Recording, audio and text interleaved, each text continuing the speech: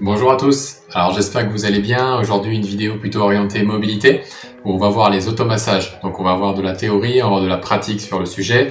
On va voir notamment qu'est-ce qu'on peut en attendre, qu'est-ce que c'est exactement que les automassages, parce qu'on en parle beaucoup mais un peu de définition ça pourra aider. On va voir aussi que c'est quelque chose qui est très efficace à la fois bien sûr pour la mobilité, les amplitudes articulaires, mais aussi pour la récupération et pour lutter contre le stress. Pour la postérité au moment où on est en train de tourner ça, on est en plein confinement en France, donc du coup voilà, ça aide bien de gérer son stress. Et on verra aussi une grosse partie du matériel que l'on peut utiliser, qui est quelque chose de très accessible à la fois financièrement et d'un point de vue pratique. C'est pas très compliqué à utiliser. Vous êtes prêts? On y va. Donc pour commencer, très simplement, déjà de quoi on parle quand on parle d'automassage? Et tout simplement, en fait, ça va être d'utiliser des outils pour se masser plutôt que de faire appel à une personne. Donc ça permet deux choses. Un, pouvoir se masser quand on est tout seul. Et numéro 2, ça permet aussi de gérer l'intensité. Les automassages, c'est quelque chose qui est pratiqué depuis longtemps, notamment dans le sport de haut niveau et particulièrement chez les anglo-saxons. C'est quelque chose qui est étudié aussi depuis pas mal de temps. Les travaux par exemple de Carla Stecco, qui est une personne qui est très connue dans le domaine des fascias et de tout ce qui va être justement le traitement myofacial, il remonte à 2004. Et on peut aller encore bien au-delà, c'est tout simplement que la science s'intéresse toujours à quelque chose quand il y a eu beaucoup de données de terrain à étudier avant. Puisqu'on parle de science, en fait justement on va se pencher un peu sur ce qui a été dit dans la littérature. Alors je vais pas faire une revue de littérature parce que globalement ça peut être très très long, ça peut être très très chiant et ça va pas intéresser beaucoup plus les gens qui ne sont pas dans le cursus scientifique que ça. On va aller beaucoup plus à l'essentiel, de voir quels sont les mécanismes sur lesquels repose l'effet des automassages. Avant d'avoir toute cette recherche justement, on partait plutôt sur des hypothèses mécaniques, c'est-à-dire qu'on pensait que c'était le fait de pétrir la pâte avec un rouleau, un petit peu comme un pâtissier ferait ça avec une pâte. On pensait que c'était ça qui avait cet effet relaxant et très efficace sur la récupération. En fait, on s'est aperçu que c'est pas vraiment le cas, c'est plutôt neurophysiologique. C'est-à-dire que c'est le système nerveux qui est impliqué. Quand vous faites des automassages, vous faites une stimulation mécanique des tissus. Donc les tissus, ça peut être la peau, ça peut être les muscles, ça peut être les fascias qui les entourent, tout ce qui va être les tissus de l'appareil locomoteur. Ce qui va se passer quand vous allez faire ces stimulations mécaniques par les automassages, c'est que vous allez avoir des retours d'informations vers le cerveau, des retours d'informations sensorielles. Et en réponse à ces stimulations, ce que va faire le cerveau, c'est qu'il va avoir tendance à désensibiliser la zone, à la calmer. Tout simplement, c'est un moyen pour lui d'éviter la surcharge en normalisant justement ces signaux. Tout ça nous amène à quelque chose de très important, ça va être le niveau d'intensité des automassages. Et souvent on me demande, Romain, à quel point je dois appuyer sur mon massage?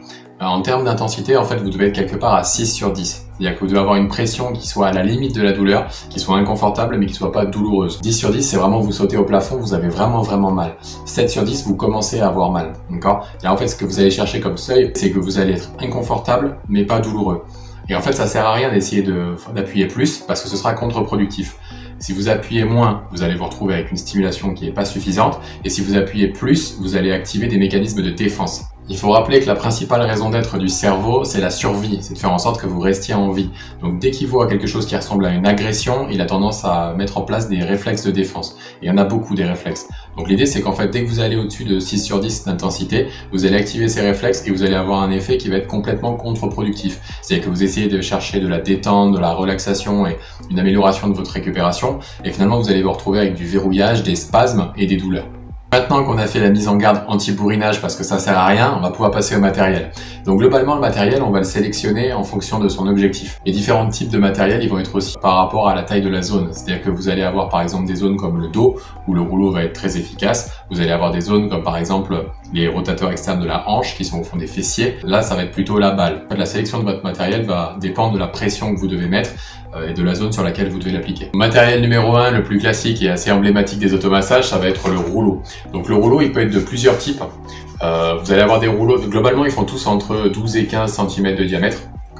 Et l'idée c'est qu'il y en a qui sont plutôt lisses et vous en avez d'autres qui sont plutôt à dents. Donc globalement, s'il faut en avoir qu'un, entre guillemets, je conseillerais plutôt le rouleau lisse pour des raisons évidentes, à moins que vous soyez fan de 50 nuances degrés, parce que tout simplement, les rouleaux à dents comme ça, ils rentrent de manière beaucoup plus profonde. Donc en fonction des zones que vous allez traiter, ça va être plus ou moins pertinent. Ici, par exemple, on va pouvoir travailler le dos, mais on va pouvoir travailler aussi tout ce qui va être l'arrière de la cuisse, tout ce qui va être le mollet, tout ce qui va être les quadriceps, les adducteurs. Vous pouvez plus ou moins tout travailler avec ça, dès que ça demande un peu de surface. Et par contre, là, vous allez travailler plutôt certaines zones de manière, entre guillemets, plus efficace. On a parlé de la sensibilisation un petit peu plus tôt et du côté, justement, désensibilisateur du cerveau. En fait, ce que vous pouvez faire, c'est commencer par exemple 30 secondes sur la zone avec ça, et ensuite vous pouvez venir, une fois que c'est un peu plus désensibilisé, avec un rouleau à picot. L'idée, c'est que par exemple, si je reprends ce rouleau, l'arrière de la cuisse, si je fais ça même après désensibilisation, je vais sauter au plafond. Par contre, le haut du dos, tout ce qui va être entre les omoplates et les petits muscles au-dessus et en dessous de l'épine scapulaire, ça va être très efficace. Le deuxième groupe de matériel qui est très utile pour les automassages, ça va être plutôt les balles. Et en fait, les balles, vous allez avoir des diamètres qui vont être différents. Là, par exemple, c'est une petite balle, là, ça va être une grosse balle. Vous allez avoir aussi des duretés qui vont être différentes. C'est-à-dire que là, celle-là, par exemple, elle est très dure, mais en fonction de ce que je veux faire, je vais peut-être utiliser une balle un peu plus molle. Là, par exemple, ça ressemble à une balle rebondissante, donc c'est quand même très dur. Si je veux, par exemple, travailler une zone qui est relativement sensible, je vais plutôt travailler avec une balle de tennis pour commencer, ou une balle intermédiaire. Donc c'est pareil, la rigidité du matériau que vous utilisez va permettre justement de pénétrer plus ou moins dans le muscle. Donc en termes d'intensité, pour atteindre vos 6 sur 10 par exemple, sur des petits muscles qui vont être au-dessus de l'épine scapulaire, ça va pas du tout demander la même chose qu'un gros muscle qui va être au fond des fessiers, qui va être beaucoup plus dur, entre guillemets, et profond. J'ai dit qu'il y avait petites balles et grosses balles. C'est pareil, ça va permettre de sélectionner les zones. Ça par exemple, ça va être quelque chose qui va être très efficace pour le psoas, donc fléchisseur de hanche. Ça va être aussi très efficace pour tout ce qui est le carré des lombs. C'est un muscle inclinateur du tronc. Si par exemple je veux aller chercher plutôt les muscles autour de la colonne, je vais utiliser ce qu'on appelle la double balle. Là, si vous regardez bien, la double balle au milieu, vous voyez une sorte de creux. En fait, c'est tout simplement pour passer les épines vertébrales. Donc c'est vraiment l'outil rêvé, entre guillemets, pour masser tout ce qui va être autour de la colonne. C'est très efficace pour ça. Et ensuite, pour aller chercher des zones comme le dessous de pied, vous allez avoir des petites balles comme ça, qui sont grosses à peu près comme des balles de golf. Et d'ailleurs, une fois que vous êtes bien habitué, vous pouvez travailler avec une balle de golf. Donc là, c'est plutôt le massage de la voûte plantaire. Il y en a qui préfèrent d'ailleurs le mini rouleau pour tout ce qui va être la voûte plantaire. Ça, c'est un peu le truc de chacun. Voilà, il y a des gens qui préfèrent la balle, des gens qui préfèrent le rouleau, mais ça existe et c'est quand même assez efficace aussi. Et d'ailleurs, pour montrer un autre type de rouleau, vous allez avoir plutôt ce genre de choses qui s'appelle un roller en fait. Là, ça va être un petit peu l'inverse du principe du rouleau. Au lieu de vous rouler dessus, vous allez l'utiliser un petit peu comme un rouleau à pâtisserie. C'est-à-dire que vous allez venir sur le quadriceps par exemple, c'est quelque chose qui est très efficace, les muscles de l'avant de la cuisse. Il y a certaines zones où ça va être très efficace. C'est particulièrement recommandé pour tout ce qui est au niveau du sang et de la lymphe, donc le système immunitaire.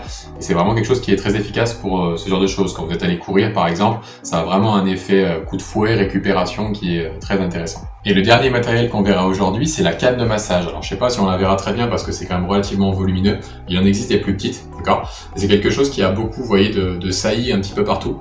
Tout simplement parce qu'en fait, vous allez utiliser ces saillies, donc ces excroissances, pour venir masser en fait des zones. Donc là, par exemple, le petit pectoral qui vient ici, d'accord, 3, 4 et 5e côte, qui est souvent impliqué dans les douleurs d'épaule. Mais en fait, là, ça va me permettre de venir le masser. C'est quelque chose que vous allez faire par exemple soit debout, soit en étant allongé, c'est quelque chose qui est très efficace. Quand vous n'avez pas ce genre de matériel, ce que vous pouvez utiliser aussi, c'est tout simplement un marqueur ou ce genre de choses pour aller chercher justement les zones qui peuvent être particulièrement enraidies. Des zones où ça fonctionne très bien, j'ai parlé du petit pectoral qui a tendance à tirer l'épaule vers l'avant. Vous allez avoir aussi tout ce qui va être le trapèze, ça va être très efficace de venir là avec la canne par exemple, ici voilà, boum, c'est quelque chose qui est très efficace. Vous allez avoir tout ce qui va être le psoas, il y a vraiment des zones qui sont très efficaces à travailler à la canne. Donc voilà pour les principaux matériels. Il y en a d'autres qui existent et que je ne présenterai pas forcément aujourd'hui. Je vais citer quand même la gua sha et la Vodou Floss Band. Donc la gua sha en fait c'est un système qui est plutôt chinois. Vous allez avoir tendance à racler des zones. C'est quelque chose qui est très efficace, notamment pour tout ce qui va être les tendinopathies.